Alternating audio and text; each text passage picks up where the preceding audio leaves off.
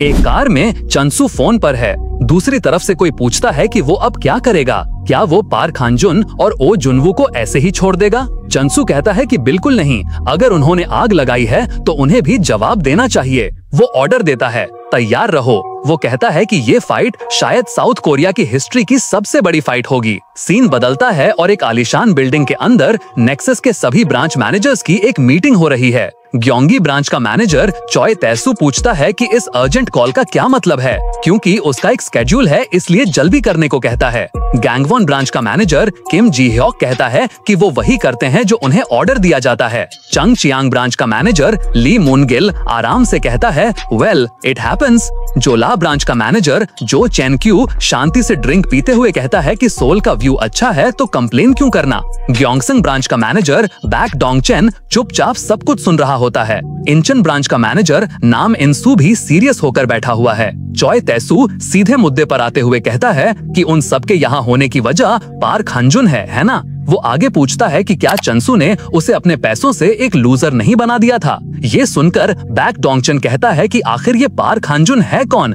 जिसके लिए उन सबको सोल बुलाना पड़ा। ये सुनकर ली मूनगिल हंसता है और कहता है कि ओ हाँ, बैक को तो नहीं पता होगा क्योंकि बैक ने नेक्सस पिछले साल ही ज्वाइन किया था। वो आगे कहता है कि अगर बैक को कुछ भी नहीं पता तो ये थोड़ा अजीब होगा, इसलिए वो उसे सब कुछ बताता है। वो बताता है कि 2 साल पहले पार्क हांजुन नाम का एक सुपर डेंजरस लड़का था। वो सोल के एक छोटे से इलाके का हेड था। वो कहता है कि नेक्सस ने सोल के बाहर सहित आसपास के सभी इलाकों पर कब्जा कर लिया था। इसके बावजूद उन्हें पार्क हांजुन के इलाके पर कब्जा करने में बहुत मुश्किल हुई। वो कहता है कि ये बहुत एम्बैरेसिंग था। इतना ही नहीं, बाकी इलाकों के गुंडों ने पार्क हांजुन को देखा और उन्हें उम्मीद मिल गई और इस वजह से नेक्सस पर कई अटैक्स हुए। इसलिए उन्होंने पार्क हांजुन को पकड़ने के लिए अपनी पूरी ताकत झोंक दी। वो कहता है कि अगर सब कुछ बिना प्रॉब्लम के खत्म हो जाता तो वो आज यहाँ नहीं होते। कुछ ऐसा हुआ जो उनकी उम्मीद से परे था। वो बताता है कि उनके पास ज्यादा लोग होने के बावजूद वो लड़ाइयाँ हारते रहे। इतना ही नहीं, नेक्सस बर्बाद होने की कगार पर आ गया था। बैक हैरानी से पूछता है, ये पॉसिबल है? ली मूनगिल कहता है कि हाँ, अगर तुमने उस हरामी को लड़ते हुए देखा होता। वो हांजुन को एक क्रेजी मॉन्स्टर कहता है। ये सुनकर बैक डोंगचन गुस्से में कहता है कि तो क्या इसका मतलब ये नहीं कि तुम सब कमजोर थे? ली गिल उस पर चिल्लाता है कि ज्यादा होशियार मत बन और अपनी औकात में रहे। चॉय तैसू फिर कहता है कि सच कहूँ तो उसने भी यही सोचा था, लेकिन वो 2 साल पहले की बात है। वो कहता है कि उसे लगता है कि नेक्सस पार्क हांजुन जैसे मामूली मामले पर ओवर रिएक्ट कर रहा है। जो चेनक्यू उसे समझाता है कि ऐसी बात नहीं है, सावधान रहने में कोई बुराई नहीं है। वो आगे कहता है कि भले ही ये टाइम वेस्ट लगे, लेकिन ये दिन एक बहुत महत्वपूर्ण दिन बन सकता है। तभी किम चंसू वहाँ आता है और सबसे पूछता है कि क्या सब आ गए हैं। वो सडन कॉल के लिए माफी मांगता है और कहता है कि इसके बाद वो सब साथ में खाना खाएंगे। वो कहता है कि वो सब जानते हैं कि उन्हें यहाँ क्यों बुलाया गया है। पार्क हांजुन ने अपनी चाल चल दी है। वो ऐलान करता है कि उसे लगता है जंग ही सबसे अच्छा ऑप्शन है। वो कहता है कि भले ही ये फैसला उसका है, लेकिन सबके सामने ये फैसला लेना कॉमन डिसेंसी है। चॉय ताइसू पूछता है कि क्या जंग सच में सही कदम है। वो कहता है कि उसे लगता है कि वो लोग सिर्फ एक स्कूल पर कब्जा होने पर ज्यादा हंगामा कर रहे हैं। ये सुनकर चॉनसू गुस्से में चिल्लाता है, तुम्हें लगता है मैं हंगामा कर रहा हूँ? तभी नाम इंसू, इंचुन का मैनेजर, कहता है कि उसे नहीं लगता कि चॉनसू हंगामा कर रहा है। वो कहता है कि उसे हांजुन से निपटने दो। चॉनसू पूछता है कि क्या वो ठीक रहेगा, क्योंकि पिछली बार चॉनसू ने जो तरीका इस्तेमाल किया था वो शायद दोबारा इतनी आसानी से काम ना करे। वो बताता है कि हांजुन के पास एक बेनिफैक्टर है, इसलिए बहुत तैयारी करनी पड़ेगी। नाम इंसू कहता है, तैयारी? जब से मुझे ये घाव मिला है एक पल भी ऐसा नहीं गया जब मैं तैयार ना था। चॉनसू मुस्कुराता है और कहता है कि ठीक है, नाम इंसू का पार्क हांजुन से पुराना झगड़ा है और वो उस पर भरोसा कर सकता है, इसलिए वो फेवर में वोट करता है। बाकी सब भी फेवर में वोट करते हैं। चॉनसू ऐलान करता है कि तो ठीक है, इंचुन इस मामले को संभालेगा। मीटिंग खत्म होने के बाद नाम इंसू मन में सोचता है, पार्क हांजुन हरामी। वो अपने गुंडों के पास जाता है और कहता है वो दिन आखिरकार आ गया है, वो दिन जब हम पार्क हांजुन को मार सकते हैं।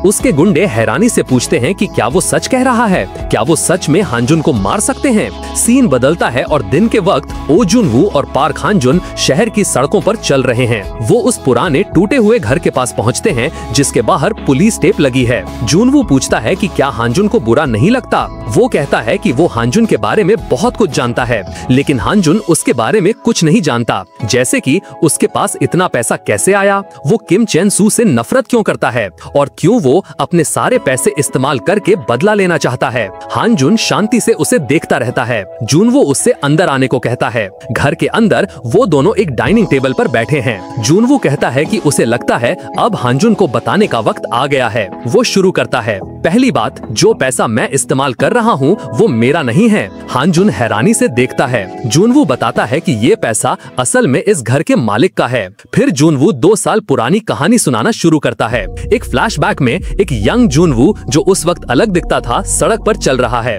उसका दोस्त ह्योक दौड़ते हुए आता है, उसे चिढ़ाते हुए कहता है, ओए बेवकूफ, तुझे किसने कहा मुझसे आगे जाने को। जुनवू बताता है कि उसका एक दोस्त था, एक ऐसा दोस्त जिसे वो इतने लंबे समय से जानता था कि उसे याद भी नहीं कि वो दोस्त कब बने। वो बताता है कि वो एक दूसरे से लड़ते थे और अगले दिन सब भूल जाते थे।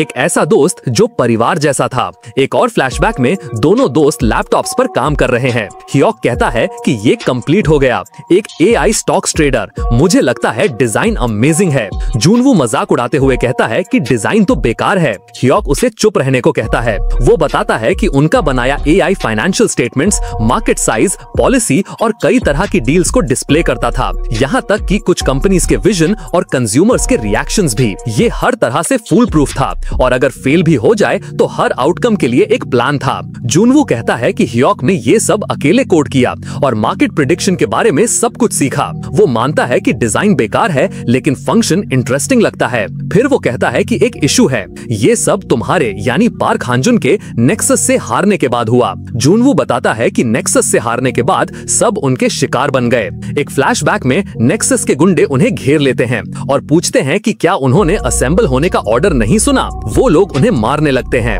जुनवू बताता है कि नेक्सस अनअप्रूव्ड ग्रुप्स को तोड़ रहा था, लेकिन जुनवू कहता है कि वो उसकी पर्सनालिटी जानता है। वो चुपचाप बैठकर किसी 3rd ग्रेड के गुंडे से मार नहीं खा सकता। फ्लैशबैक में जुनवू भी गुंडे पर चेयर से हमला कर देता है। वो कहता है कि उसका दोस्त भी उसके जैसा ही था और वो भी एक गुंडे को मारते हुए चिल्लाता है, तू मेरे दोस्त को क्यों मार रहा है हरामी। जुनवू बताता है कि वो लड़ने में अच्छे नहीं थे, लेकिन वो जंगली कुत्तों की तरह लड़े। उन्हें लगा कि अगर वो पागलपन दिखाते रहेंगे और उन्हें थका देंगे तो वो उन्हें छोड़ देंगे, लेकिन जुनवू कहता है कि वो उनसे कहीं ज्यादा क्रेजी निकले।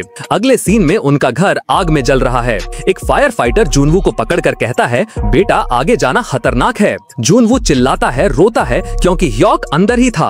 अगले सीन में वो गुंडों पर चिल्ला रहा होता है, तुम हरामियों ने उसे मारा है ना, तुम लोग इंसान भी हो हरामियों, हमने तुम्हारा क्या बिगाड़ा था। गुंडे शांति से कहते हैं, हमने वहाँ सिर्फ स्मोक किया था, गलती उसकी है कि वो इतना डिसरिस्पेक्टफुल था। जुनवू गुस्से में उन पर हमला करता है, लेकिन वो उसे बुरी तरह से मार कर गिरा देते हैं। जुनवू बताता है कि वो बेबस था, उन्होंने उसके दोस्त को मार दिया और वो उनके खिलाफ कुछ नहीं कर सका। उसने नेक्सस से लड़ने की हिम्मत खो दी थी और उसे इस सब से ठीक होने का कोई रास्ता नहीं दिख रहा था। वो सोचता है कि मर जाना ही बेहतर होगा। वो सोचता है कि काश वो सब कुछ रिवर्स कर सके और कभी पैदा ही ना हुआ होता। अपनी इस हालत में वो देखता है कि उनका बनाया हुआ AI ट्रेडर अभी भी चल रहा था। स्क्रीन पर लिखा था कि लर्निंग डेटा स्टोरेज फुल हो गया है और अब वो स्टोर डेटा से ट्रेडिंग कर रहा है। जुनवू सोचता है कि उसे मर तो जाना ही है, तो वो पैसे कलेक्ट करके डोनेट कर देगा। जब वो अकाउंट देखता है तो वो शॉक हो जाता है। उसके बैंक अकाउंट में इतना बैलेंस था जितना उसने कभी सोचा नहीं था। जुनवू बताता है कि उसे खुशी, दुख या शौक से ज्यादा गुस्सा इस बात का था कि वो ये खुशी दूसरों के साथ नहीं बांट सकता और वही गुस्सा उसके जीने की वजह बन गया। फ्लैशबैक खत्म होता है और जुनवू हांजुन से कहता है कि वो ये पैसा किम चेन सू को नीचे गिराने के लिए इस्तेमाल कर रहा है, इसलिए अगर हांजुन सारा खर्च भी कर दे तो कोई फर्क नहीं पड़ता क्योंकि ये ह्योक का ही पैसा है। हांजुन पूछता है कि जुनवू उसे ये सब क्यों बता रहा है। जुनवू कहता है कि आसान शब्दों में ये उसे गैसलाइट करने के लिए है ताकि हांजुन नेक्सस को बर्बाद करने का ख्याल कभी ना छोड़ सके। सीन बदलता है और जुनवू कार में चॉय सोह्यून से फोन पर बात कर रहा है। वो कहता है कि उसने हांजुन को अपनी रोने वाली बैक स्टोरी बता दी। सोह्यून हंसती है और कहती है कि ये अनएक्सपेक्टेड था। वो कहती है कि वो हैरान है क्योंकि जूनवू आमतौर पर अपने बारे में ज्यादा बात नहीं करता। वो पूछती है कि क्या जूनवू ने एक नया दोस्त बना लिया है। वो आगे कहती है, लेकिन भूलना मत अगला टारगेट इंचन है। सोह्यून कहती है कि वो सीधे हमला करने वाले टाइप के हैं, इसलिए सावधान रहना। जूनवू कहता है चुप रहो। सोह्यून उसे याद दिलाती है कि ज्यादा सोचने वालों के नेचुरल दुश्मन वो होते हैं जो सोचते नहीं। जूनवू उसकी बातों से अग्री करता है। जूनवू आगे कहता है कि अगर वो सोचने वाले टाइप के होते तो वो हाईवे पर ऐसी पागलपन वाली हरकत नहीं करते। अगले ही पल उनकी कार पर कई बाइक्स हमला कर देती हैं। उसका ड्राइवर चिल्लाता है, प्रेसिडेंट कस के पकड़ना। कार एक जोरदार आवाज के साथ टकरा जाती है।